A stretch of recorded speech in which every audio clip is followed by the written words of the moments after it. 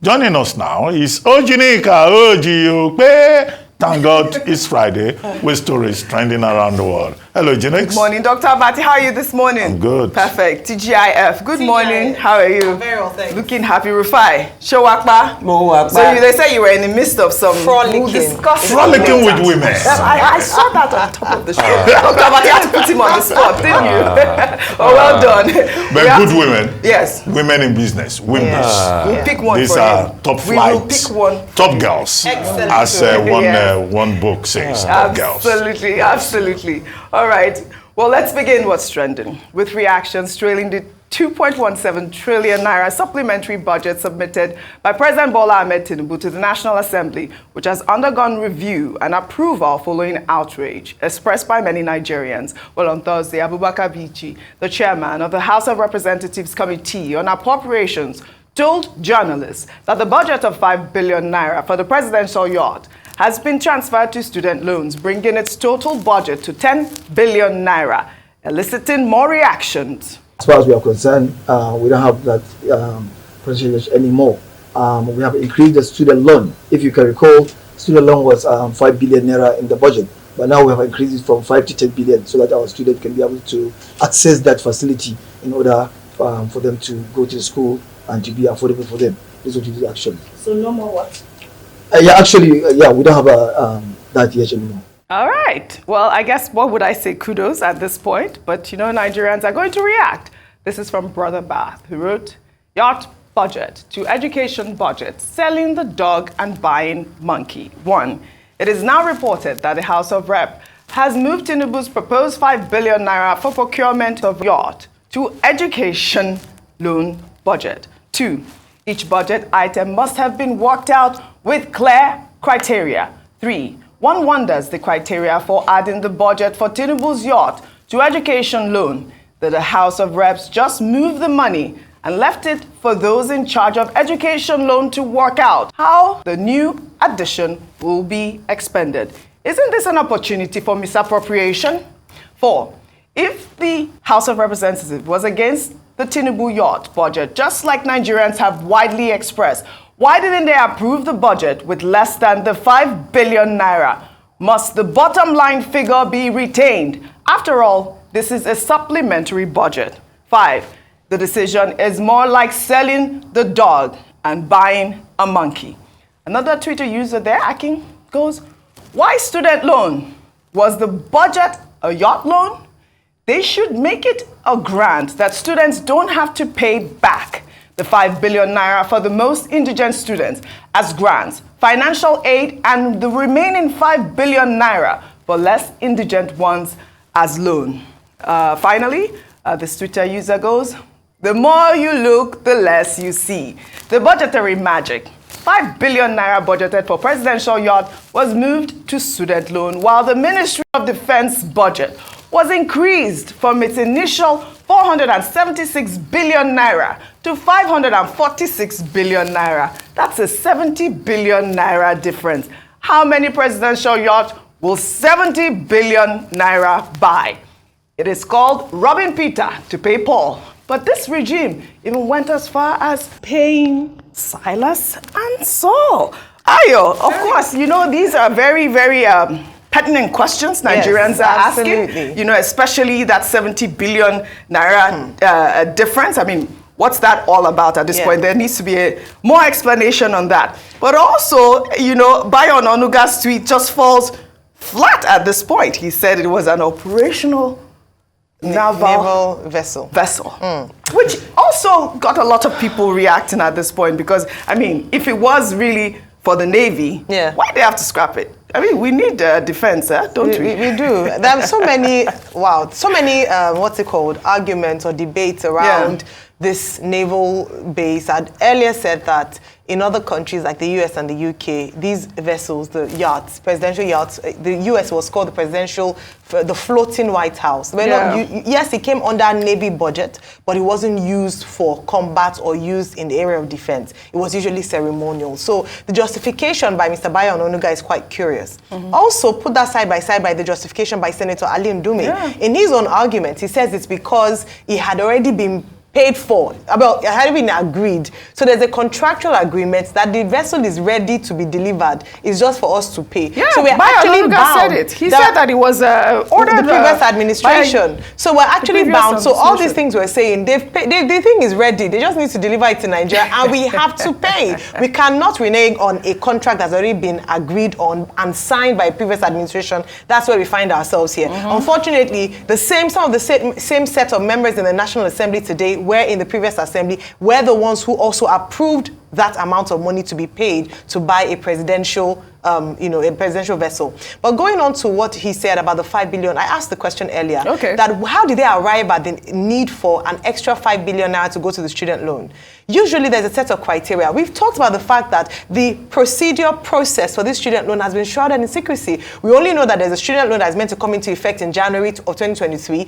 Some other provisions of the Act, Tertiary Education Act, has not been fulfilled. No. So how will that happen? What is the extra 5 billion naira there for, and how did they arrive at that exact figure to be included in the student loan? Are we just putting money all around, moving it around? Okay, oh, you put it there. Is there a need for that? Then comes to the defense budget, the same questions we ask. When we asked Senator Ndumi as to why it seems like it's a rubber stamp assembly, he said, oh, because they had to pass it quickly. They had only 7 more weeks for the president to spend this money. What is urgent about the vessel, the presidential fleet? What is urgent about defense adding 70 billion naira? You have about over 400 billion naira added to that. When most of these, in fact, all of it is going to be from borrowing. And we talked about the fact that borrowing in itself is not bad. Economies around the world, nations around the world borrow. It is what the money is going to be used for. Unfortunately, this is not justifiable, at least in terms of the details of what the reason. And I do feel that this National Assembly is not doing its due, is not carrying out its functions in terms of truly checking the powers of the executive. Yeah, there needs to be a clear criteria. That 5 billion naira added to the student loan, like the other Twitter user said, should also, even if it's been added, let it be a grant to students, the lowest of the bottom students, to be able to go to school. So, concerning all of this, it just shows the confusion that happens in Nigeria. And when you try to peel through the layer, you see more confusion. Reminds me of Fela's song, Confuse Your Break, Ibono. Yeah, but that's what's going on here. Take, for instance, we had a senator come here and say something that shocked me. And I quipped a bit. That when they send forward the request for the cars that they want to buy in the presidency, they don't even look at the make and all of that. And I'm asking, so you approve monies just like that without asking the make of the car? Is that where we have become as a nation? If you are to have a line item, aren't you supposed to state, even if it's Innoson or Nord or Nissan Datsun, are you supposed to say the cars the president wants to use? Absolutely. So it speaks volumes about our budgeting. I think we need to introspect and have real questions. And I think the matter of all of this, Yacht, is another indication that something needs to be done about our budgeting system. And honestly, Oji, I'll submit to you, because I know we have one for time, that our leaders feel this country is all about a joke. And the better they start fearing the people, the better it's going to be for them. Because if you don't have that, you just go on and do all sorts of things. All of a sudden, you earmarked, like Ayo said rightly, 5 billion for a particular project, which was based on your empirical plan. Then the next thing, you just add another 5 billion. Is that how we do things? Loan, So if you are not going on with the yacht, can't it be withdrawn from the initial cost on the budgeting No, I want to system? advocate for student loans and student grants at this moment. I applaud that move. I love that fact that the student loans are increased at this point, because that's where it should have, that's how it should have started. Whatever criteria that they would use so there's something called, break it down, they should do that. We need to advocate for student loans at this point. I'm sorry, I'd like to disagree with you, Oji. There's something called cost accounting in finance. You account for your costs to the very letter. If we want to have student grant, it's another conversation entirely. That is why I said there should be a breakdown. But as regards this money, if you don't have use for it again, it's best you withdraw it. No, they said they want to put it to the student loan. So I mean, that's what I have a problem with. Very important. It's very important we advocate for that, for education. And that's where they should have, that's where they should have put the money first, instead of all of these Yacht, 1.5 billion for the office of the First Lady, which we have all discussed. Well, all right, we'll take another story.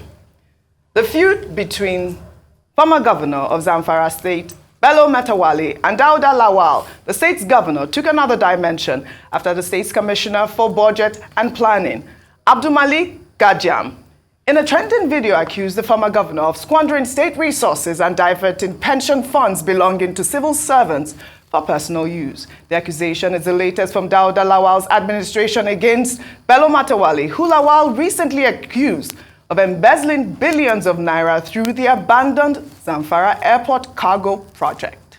The past administration spent more than 15 billion naira in the government house alone. And now if you go to Zamfara State, there is no governor's office that is functioning. We even need to, we are rehabilitating it at the moment. They bought massage chairs of 50 million naira. When people are hungry, when people are dying of illiteracy and insecurity, and people are dying of malnutrition. There is no 5-kilometer road built in 4 years. They have spent billions of Zamfara states and money. They came to AMCON, the contribution of pension. It was supposed to be, since the inception in 2005, the employer will contribute, the employee will contribute. From the beginning of time, since its inception, the government of Zamfara State the employer never put in their contribution. That is the government. Employees were contributing. At the end of the day, this past administration came to AMCON, withdrew the money, removed themselves from that engagement of a fiscal policy that transformed the pension processes and enable our people to get access to their investment after retirement.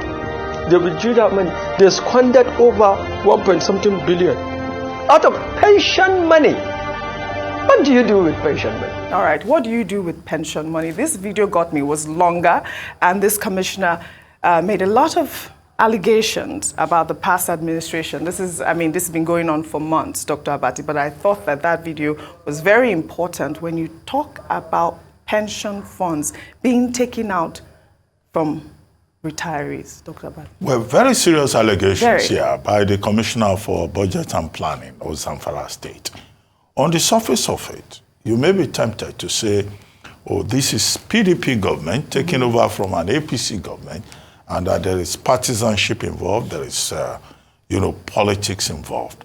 But what this Commissioner Gajam, has done is clearly to call out the former governor of Zamfara State, Bello Mohammed, popularly known as Bello Mattawale, who is now the Minister of State for Defense in Nigeria.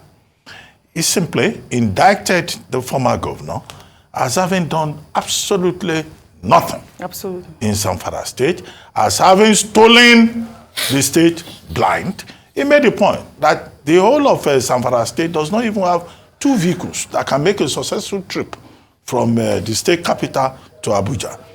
And that, in fact, the previous government took money, contributed pension, that workers contributed, with the state not contributing a kobo, and squandered everything. And the government house became a place, an asylum space for bandits.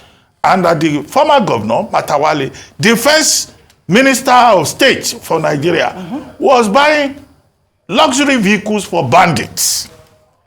So this is a very serious allegation that I think, higher authorities should look into. He even made the point that the Mattawale administration in Zamfara State did nothing about health. The structures were built, but no equipment, no manpower. So if the Commissioner for Budget and Planning knows what he's talking about, I think that the Zamfara State government of Dauda Lawal, beyond partisanship, has a responsibility to make the information, whatever they have found, available to the appropriate higher authorities to call Mattawale to question. Because it's not enough for him to just go on YouTube or was it whatever platform to make all these allegations. These allegations is border on defamation, yes. Mattawale may say, border on reporting crime and impunity, but are on public interest about what the purpose of government should be. The greater fear is that it's not only Zamfara that is in this situation. Zamfara, according to him, is 36/37 in terms of government performance under the last administration. There are other states that are like that. And Nigerians are interested in, what did you do with our money? How can a state governor be buying luxury vehicles for bandits? And the same man is now Minister of State for Defense. Are they going to use federal government money now to buy luxury vehicles for bandits?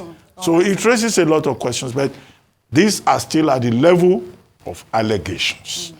The subtext is that this may be all about politics, but that has to be proven. And I expect the Minister of State for Defense, Mattawale, by now, he should have come out to talk. Yes, because to explain himself.